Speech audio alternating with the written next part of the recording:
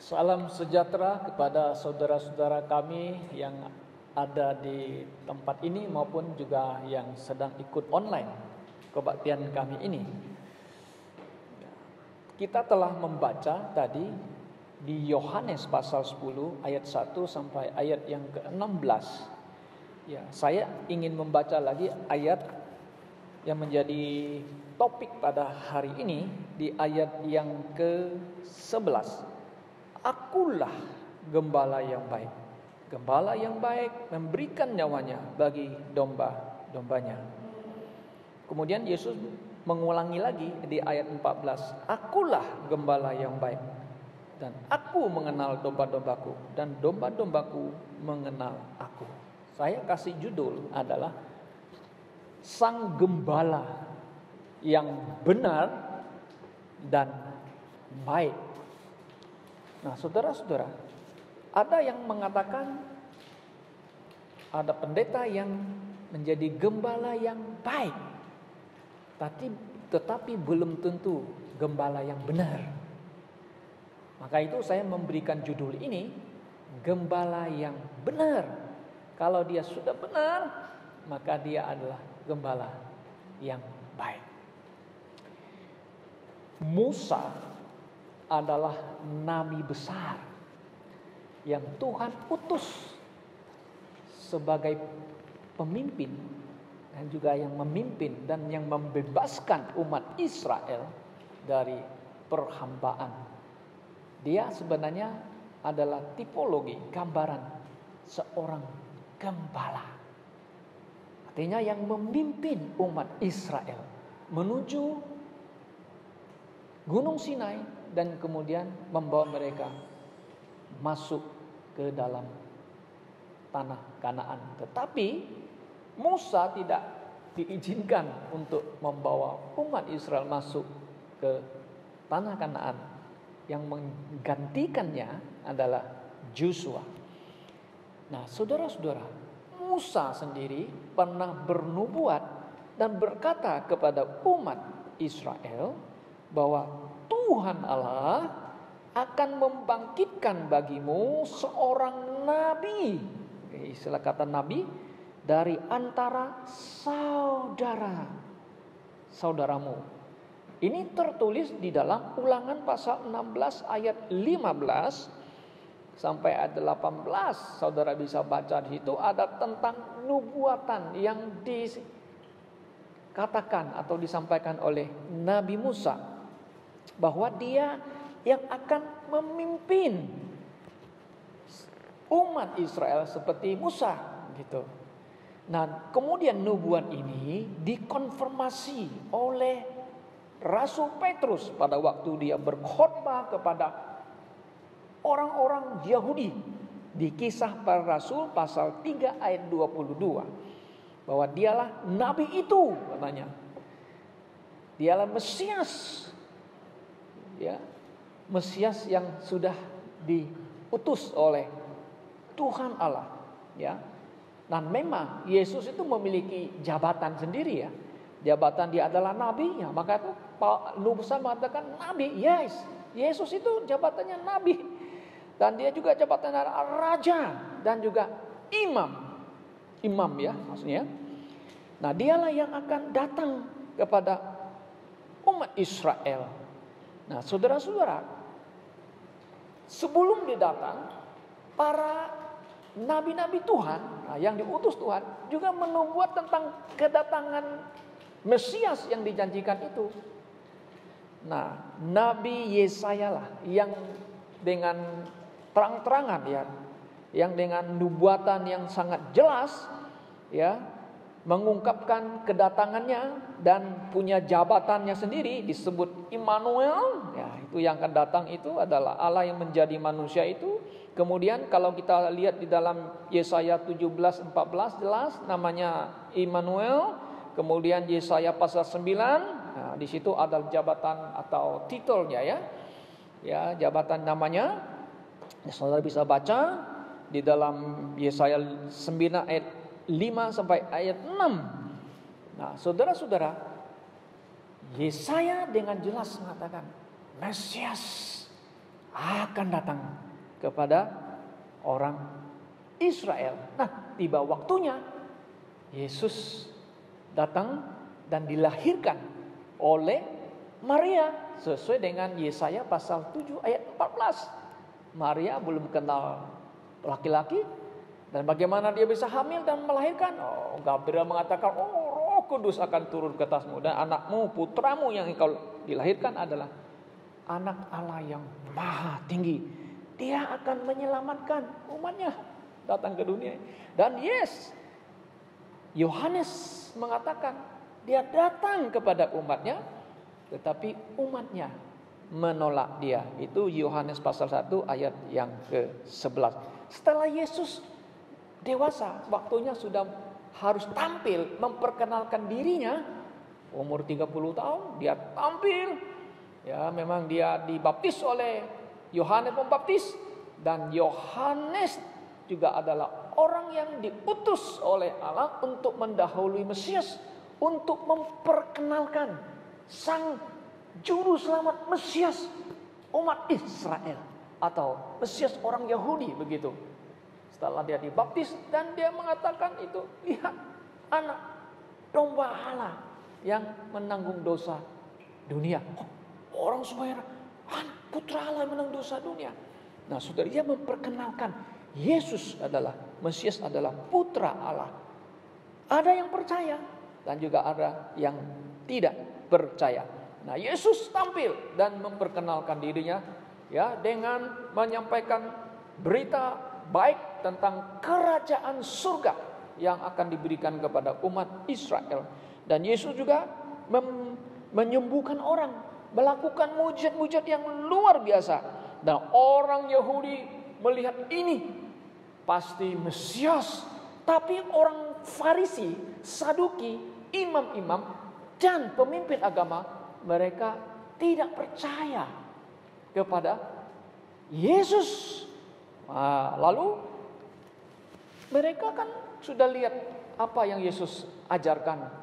Ajarannya luar biasa, beda dengan Farisi, dan melakukan mujizat, menyembuhkan orang-orang buta, disembuhkan, orang lumpuh bisa berjalan. Wah, ini pasti dari Yehova, dari Elohim, dari Tuhan Allah. Mereka bilang, oh nah, dia punya setan. Mereka sudah mulai menolak.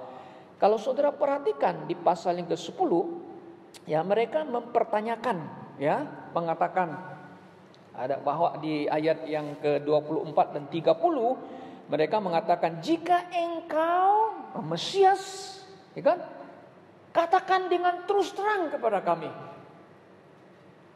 Kata Yesus kepada mereka bahwa ia telah mengatakan dengan terus terang, tapi mereka tidak mau percaya kepadanya. Lalu Yesus mengatakan, karena kamu bukan domba-dombaku. Yesus mengatakan, kamu sudah melihat semua khotbahnya, ajarannya, dan kuasa mujizat semuanya, itu membuktikan bahwa dia adalah putra Allah. Dia Mesias yang diutus. Wah, Yesus mengatakan demikian, mereka marah.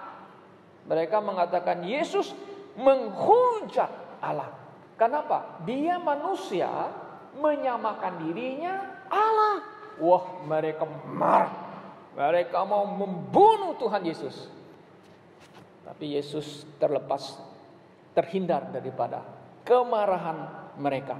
Nah, saudara-saudara yang saya kasih dalam Tuhan Yesus Kristus, Yohanes pasal 10 ini adalah pasal yang mewakili orang Yahudi, ya, di mana mereka sangat ketat dalam mentaati hukum Taurat, khususnya 10 hukum. Nah, saudara lihat Yohanes 10 angka 10 mewakili hukum Taurat dan hukum-hukum lain. Orang Yahudi sangat ketat dalam mentaati hukum ini. Ya, Yesus sekarang menawarkan, you harus masuk dari pintu domba-domba itu. Pintu domba-domba itu adalah aku. Akulah pintu domba-domba itu. Mereka bilang, no. Hukum Taurat 10 hukum, tidak lewat yang lain-lain. Nah, saudara-saudara, jadi di sini terjadi kalau kita perhatikan bahwa ada satu istilahnya masa transisi menuju kepada zaman gereja anugerah, dari Yudaisme masuk ke dalam anugerah atau disebut dengan masa gereja. Nah, angka 10 menurut Dr. Ruckman mengatakan itu adalah angka untuk orang kafir atau untuk bangsa-bangsa yang lain, di mana bangsa-bangsa yang lain menerima, percaya kepada Yesus. Mereka melewati pintu itu. Pintu itu adalah Yesus Kristus. Kenapa demikian, saudara? Angka 10 ini saudara bisa lihat di Kisah Para Rasul. Nah, kalau kita baca pasal 8, di mana sida-sida itu penganut Yudaisme. Dia taat hukum Taurat, dia taat 10 hukum, dia menyembah Allah Elohim ke Jerusalem. Waktu sudah pulang ke negaranya, Filipus menginjil dia karena dia membaca kitab Yesaya. Siapa itu domba itu yang disembelih itu? Yesus Kristus. Yesus yang mati itu para batu. Yes. Saya percaya. Langsung dibaptis. Sida-sida itu mewakili keturunan bangsanya Ham, orang kulit hitam. Kemudian pasal 10, Petrus menginjil, memberitakan tentang Yesus kepada Kornelius.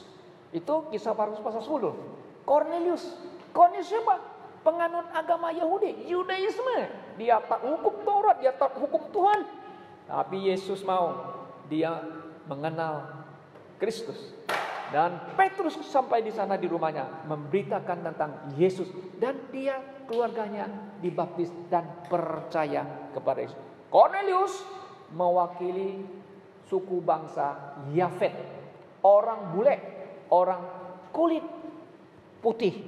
Nah, saudara, jadi kita kalau membaca, merenungkan firman Tuhan itu indah sekali ya. Kok angka 10-nya kok seperti ada hal yang tersembunyi di dalamnya. Nah, sekarang begini, saudara. Karena itu Tuhan Yesus terus terang berkata kepada orang Farisi, imam-imam, pemimpin-pemimpin orang Yahudi, bahwa akulah atau Yesuslah pintu domba bagi domba-domba itu. You melewati pintu ini, you keluar masuk, Anda akan selamat. Nah, maksudnya apa? Tuhan Yesus mengatakan kalimat ini sampai 2 kali. Dia mengatakan, I am the door of the sheep. Aku adalah pintu dari domba-domba itu. 2 kali, ayat 7 dan ayat 9. Saudara perhatikan, 2 kali. Nah, kemudian Yesus juga mengatakan, I am the good shepherd. Sayalah gembala yang baik. Ya? Nah, sampai berapa kali Yesus mengatakan ini? Hampir 2 kali juga. I am the good shepherd. Nah, maka itu tema saya mengatakan, saya tambah sedikit bahwa sang gembala yang benar dan baik adalah Yesus Kristus yang telah datang. Yang telah datang ya saudara-saudara ya. Nah, orang Yahudi tidak mengerti, tidak memahami, makanya mereka tidak mengerti hal ini, saudara-saudara. Mereka hanya ngotot bahwa Yesus adalah manusia, anaknya Maria, bapaknya tukang kayu. Tidak mungkin dia Mesias, tidak mungkin. Tapi Yesus sudah terus terang, you percaya aja semua mujizat yang saya lakukan gitu. Itu sudah membuktikan bahwa dia adalah Allah yang datang menjadi manusia. Dan bukti-bukti dia adalah Allah dari semua mujizat yang dia buat. Kan? Orang mati bisa hidup lagi. Orang buta nggak lihat bisa lihat lagi. Orang lumpuh bisa berjalan. Orang yang sakit bisa disembuhkan. Tidak pernah mereka melihat ada nabi yang hebat yang melakukan mujizat yang luar biasa. Musa buat mujizat enggak? Musa yes, karena Tuhan memimpin dia dan Tuhan memberikan dia tongkat itu bisa buat dia batu dipukul bisa keluar air. Tuhan bilang oke, sekarang jangan pukul, ngomong aja sama batu pasti keluar. Dia marah sama orang Israel itu yang tekar-tengkuk, dan akhirnya dia pukul, keluar juga air gitu loh. Nah, karena dosa itu Musa tidak diizinkan masuk ke tanah Kanaan. Nah, saudara-saudara yang saya kasih dalam Tuhan Yesus Kristus, Yesuslah pintu itu. Melalui dialah orang Yahudi, orang non-Yahudi mendapatkan keselamatan. Keselamatan, bukan keselamatan jasmani, tapi keselamatan jiwanya. Nah, saudara-saudara yang saya kasih dalam Tuhan Yesus Kristus, kenapa Yesus adalah sang gembala yang benar dan juga adalah gembala yang baik? Yang pertama, karena dia memberi nyawanya. Nah, saudara perhatikan ada beberapa ayat ya. Dia mengatakan gembala itu yang baik itu ya. 3 kali ayat 11, ayat 14, ayat 17. Nah, coba kita lihat betul enggak? Ayat yang ke-11, akulah gembala yang baik. Gembala yang baik memberikan nyawanya bagi domba-dombanya. Kemudian ayat 14, akulah gembala yang baik dan aku mengenal domba-dombaku dan domba-dombaku mengenal aku. Ayat 17. Ayat 17 kan. Barang siapa mengenal aku, oleh karena aku memberikan nyawaku ya untuk menerima kembali. Nah, dia menyerahkan nyawanya, kan? Ayat 17. Domba yang benar dan baik menyerahkan nyawanya loh. Bagaimana dengan gembala-gembala sebelum Tuhan Yesus? Nah, Yesus mengatakan ada gembala-gembala yang tidak mau lihat pintu itu. Mereka loncat. Yesus mengatakan, ini domba-domba yang nggak benar. Domba-domba yang adalah pencuri dan pembunuh.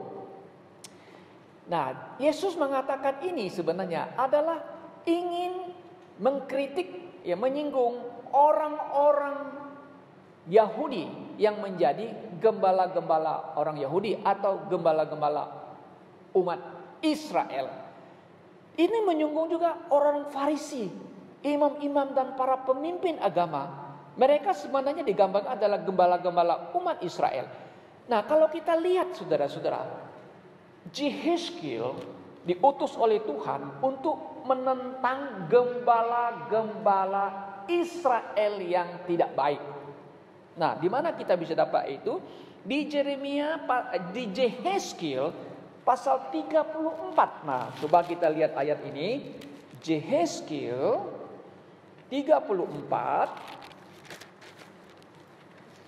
ayat yang ke-1 dan berikutnya demikian mengatakan, hai anak manusia, bernubuatlah melawan gembala-gembala Israel. Kenapa bernubuat melawan gembala-gembala Israel? Ada alasannya.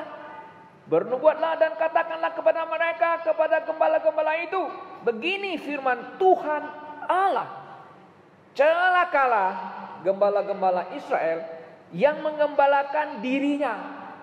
Mereka tidak mengembalakan umatnya, tapi mengembalakan dirinya sendiri. Bukan domba-domba yang seharusnya digembalakan oleh gembala-gembala itu.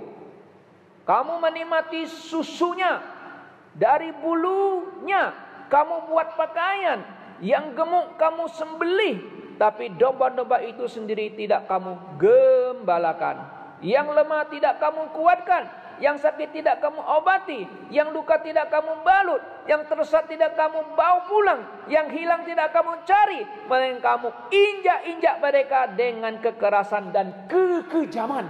Wow, siapa itu gembala itu?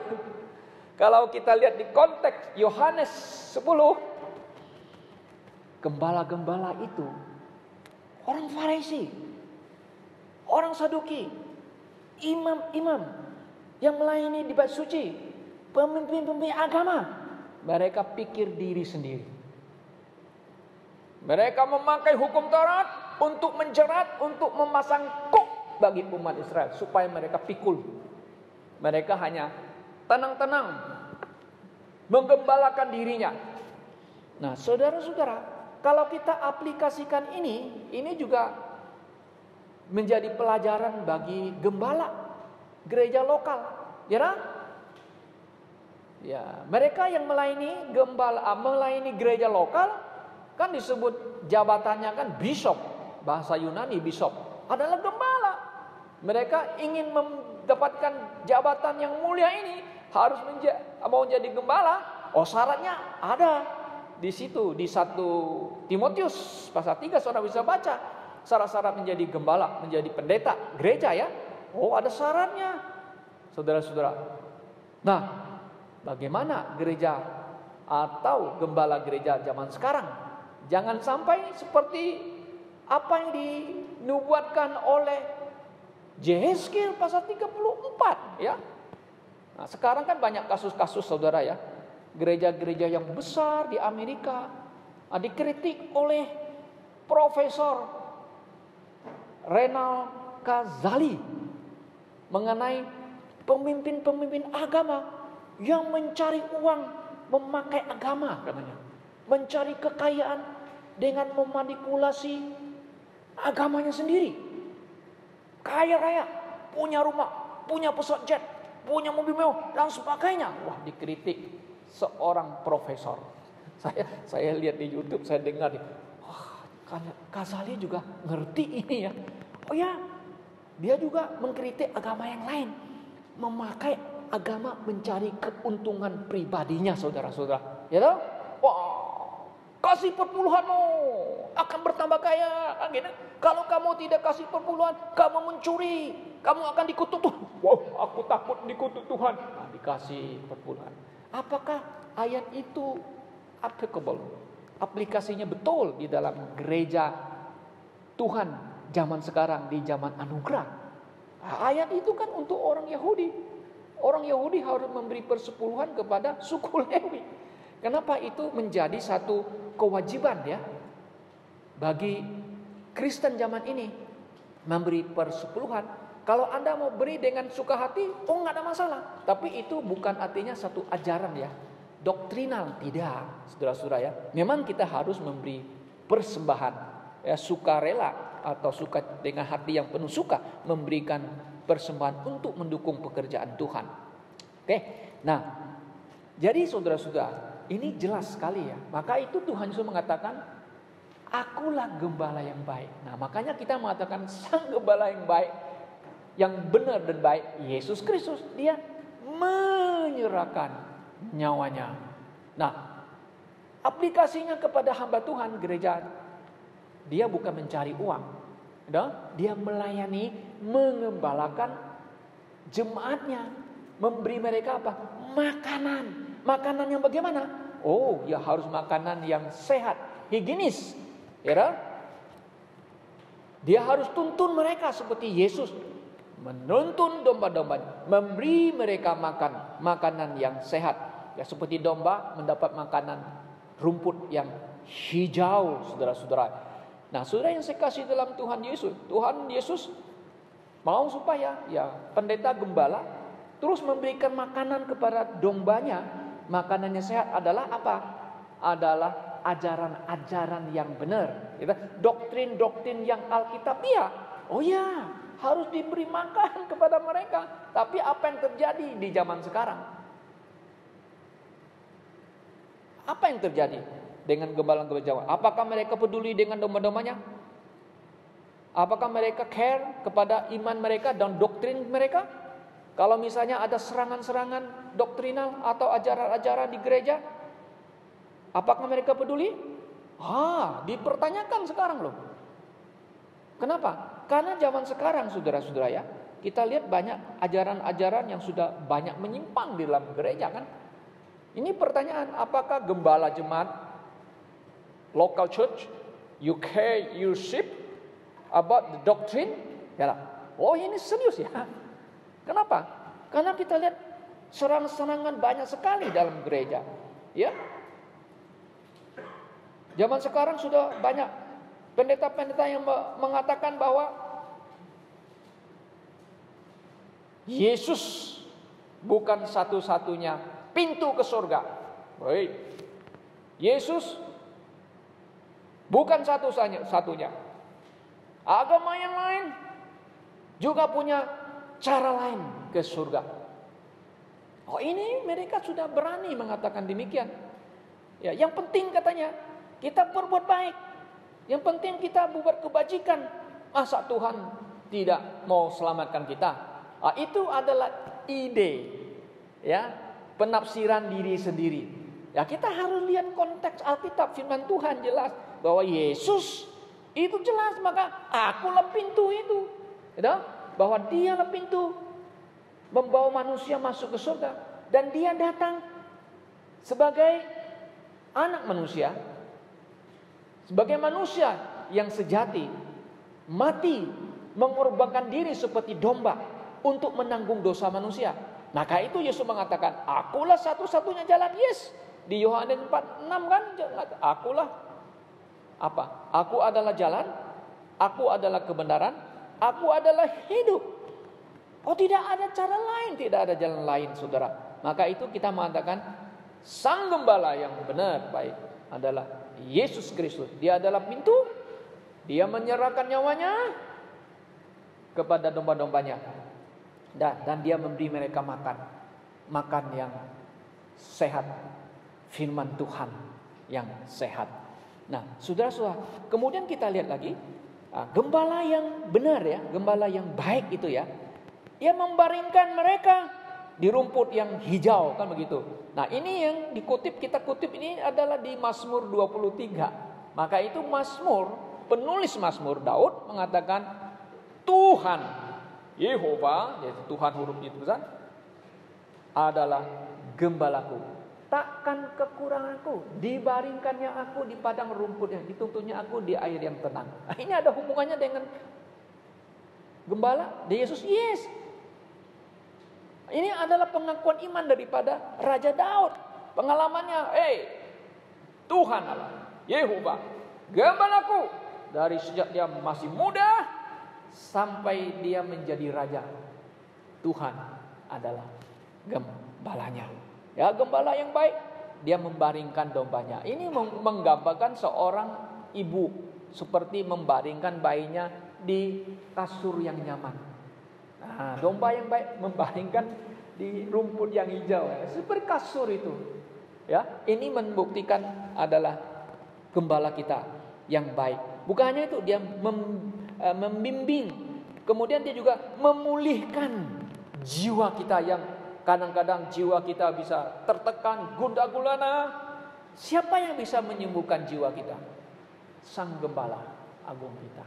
Dia akan memulihkan jiwa kita. Nah, saudara-saudaraku yang saya kasih dalam Tuhan Yesus Kristus. Kemudian kita lihat lagi, Yesus Gembala Agung itu atau gembala yang benar baik, dia memprotek domba-dombanya, melindungi domba-dombanya. Oh ya, jelas, saudara-saudaraku, gembala yang baik memprotek, bukan gembala upahan, kata Yesus. Kalau upahan itu, lihat serigala datang, dia istilahnya orang Medan bilang caw. Ngerti ya caw ya? Caw itu artinya run away, lari. Kenapa? Karena dia gembala upahan. Gitu loh, saudara-saudara. Ya kan, masa ada itu serigala menyerang-nyerang, aku mau mati sendiri. Ya, biar domba aku mati. Kenapa? Aku ini gembala upahan. Larilah dia, nggak mau peduli. Nah, ini juga bisa melukiskan para gembala-gembala atau pendeta zaman sekarang. Kalau ada serangan, mau nggak bela gembala, mau belanya dombanya.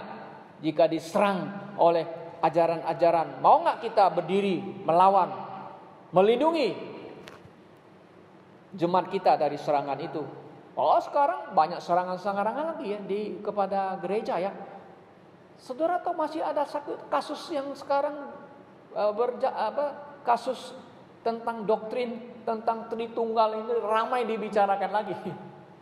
Adikku posting katanya, wah ini Alkitabiah katanya ya. Karena dia mengutip Yohanes 4:14 itu kan. Siapa yang telah melihat aku, telah melihat Bapa. Ya. Adik-adikku bilang, nah, jadi kan lihat Bapa kan Yesus. Yesus kan Bapa. Kok bisa begitu kan? Karena Yesus mengatakan aku dan Bapa satu. Membuat orang Kristen zaman sekarang bingung. Kenapa? Karena ada satu gereja yang mengajarkan tentang kesatuan Allah, yang istilah bahasa Inggris oneness of God. Dia tidak mengatakan Allah Tritunggal, dia menolak. Dia mengatakan kepada orang Kristen bahwa Allah itu monoteis. Kita percaya, oh yes, monoteis artinya satu. Satu gini. Kalau lihat anak, ya Bapa. Kalau lihat anak, ya Roh Kudus.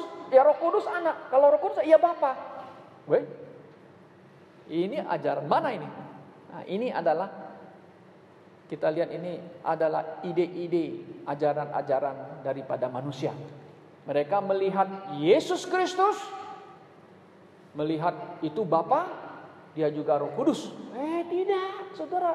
Kita mempercaya Allah itu Esa satu, tapi 3 persons. Nah, mereka nggak percaya. Ya, si Nathan bilang ada yang mengatakan melihat kalau bukit atau gunung, you bisa melihat dari sisi berapa. Kalau dia melihat dari sisi yang lurus, nanti gunungnya bisa satu. Tapi kalau you lihat dari samping, dia bisa ada 2, 3. Oh ya, betul itu, saudara. Harus lihat kacamatanya, jangan kacamata kita.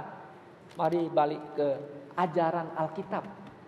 Jadi tidak ada salahnya bahwa di Alkitab mengatakan satu Allah itu betul, tapi ada 3 yang kita sebut, Bapa, Putra, Roh Kudus. Nah, sekarang banyak orang-orang Kristen sudah melenceng. Mereka ikut yang gelombang-gelombang ini. Oh, kami tidak mau percaya lagi Allah Tritunggal itu, karena Allah Tritunggal katanya berasal dari ajaran Roman Katolik. Bukan. Itu asalnya dari Alkitab. Idenya, konsepnya itu dari Alkitab, bukan dari Roman Katolik. Jangan salah, saudara-saudara. Ada banyak lagi, saudara. Mereka nggak percaya keilahian Yesus dan kemanusiaan Yesus. Wah, banyak ada gereja-gereja, ya, seperti Saksi Yehova, Mormonisme, dan gereja-gereja bidat yang lain. Kita percaya Yesus itu punya 2 natur sifat.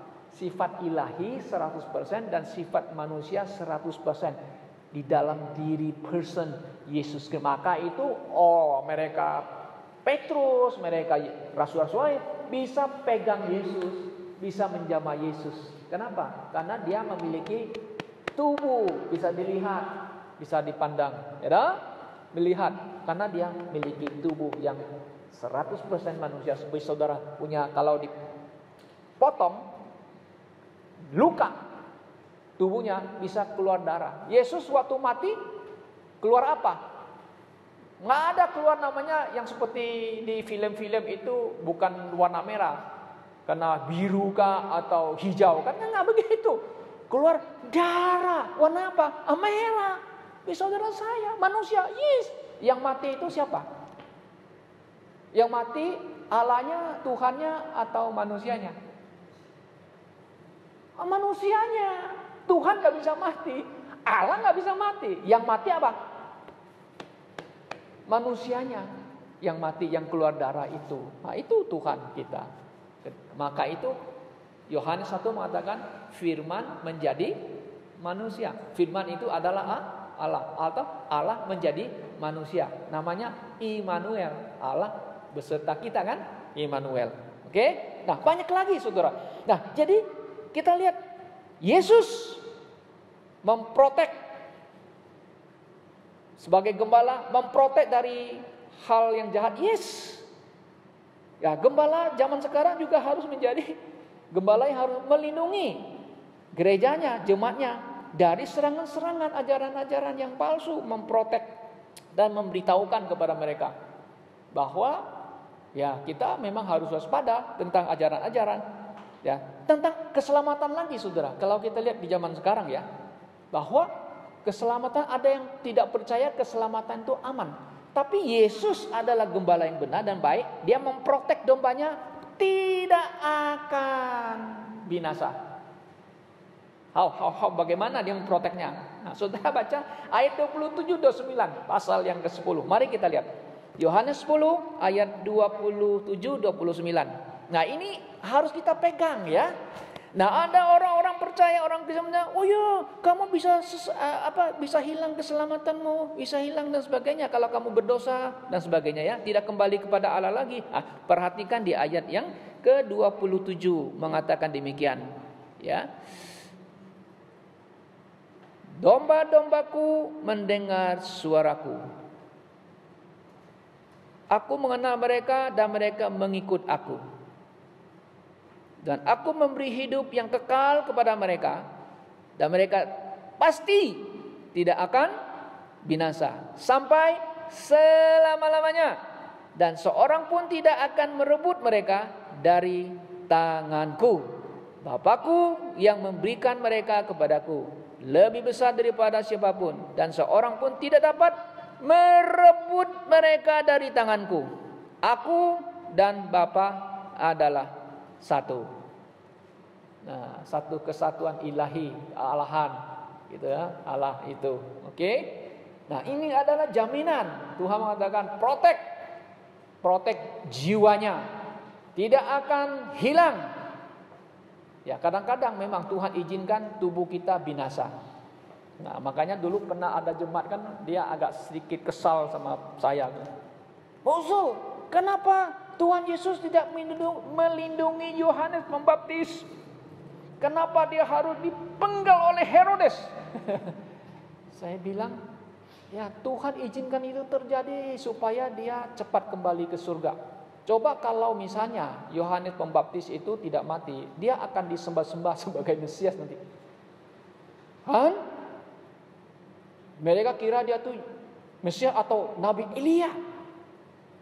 Dalam dirinya ada spirit Elia. Yes. Saudara-saudara, coba kalau mati. Mereka akan sembah-sembah. Bahkan kuburnya mungkin sembah-sembah. Maka itu Tuhan dia cepat ambil dia kembali. Ya, bukan tidak diprotek, tapi jiwanya selamat, saudara. Maka itu Yohanes memberikan satu ajaran yang atau nasihat yang bagus. Aku harus semakin berkurang. Yesus harus semakin apa? Bertambah-tambah. Nah, ini saya sangat senang ayat ini. Gembala yang baik membawa orang kepada gembala yang benar dan yang baik, Yesus Kristus. Bukan membawa kepada gembalanya sendiri supaya kasih uang banyak sama dia. Nah, bawa kepada itu Yesus Kristus. Yohanes Pembaptis memberikan terakhir, aku harus semakin kecil, semakin kurang. Dia harus semakin besar. Oh yes, saudara-saudara yang saya kasih dalam Tuhan Yesus, gembala yang benar, gembala yang baik, dialah Yesus Kristus. Dia memberikan nyawanya, dia melindungi kita, dan dia memelihara kita. Dan keselamatan kita terjamin, tidak akan hilang, karena Yesus yang menjaganya. Anda percaya? Anda yakin akan hal ini, saudara? Oh iya, saya meyakini itu. Bahwa kalau saya percaya Yesus sungguh-sungguh dalam hati saya terima Yesus Kristus, maka keselamatan saya aman. Karena saya ada di dalam Tuhan Yesus Kristus. Jadi kita bisa simpulkan demikian. Kalau kita lihat di dalam Mazmur 23 dan Yohanes yang pasal ke-10 ini, kita simpulkan, saudara, bahwa gembala yang baik dan benar adalah gembala yang menuntun guide dombanya. Ya. Kemudian yang kedua, gembala yang benar dan baik adalah gembala yang protect dan melindungi domba-dombanya dari yang jahat. Kemudian yang ketiga, gembala yang baik dan gembala yang benar constantly companion, artinya terus menerus menyertai dombanya. Maka itu keselamatan tidak akan. Dan sampai kapan? Sampai kita bisa di rapture, sampai kita masuk ke dalam perhentian, dan kita bisa masuk sampai ke milenium kerajaan 1000 tahun. Wah, luar biasa. Tuhan menyertai kita. Itulah hebat pengharapan orang percaya yang ada dalam Tuhan Yesus. Saudara jangan pikir, nanti saya bisa hilang. Nah, saudara, kita disertainya. Sampai nanti masuk ke mana? Kerajaan 1000 tahun. Maka itu di Mazmur pasal 23 kan? Coba kita lihat Mazmur 23. Apa yang Raja Daud katakan ya? Nah, ini satu pengharapan kita sebagai orang percaya, harus percaya kepada janji Tuhan ya. Coba kita lihat di Mazmur 23. Engkau menyediakan hidangan bagiku di hadapan lawanku. Engkau mengurapi kepalaku dengan minyak. Ini kan berkat Tuhan yang Tuhan berikan kepada Daud ya, kepada orang domba-dombanya ya. Kemudian yang keenam, kebaikan dan kemurahan belaka akan mengikut aku seumur hidupku. Dan aku akan diam dalam rumah Tuhan sepanjang masa. Di rumah Tuhan di mana? Rumah Tuhan gereja. Banyak orang Kristen salah.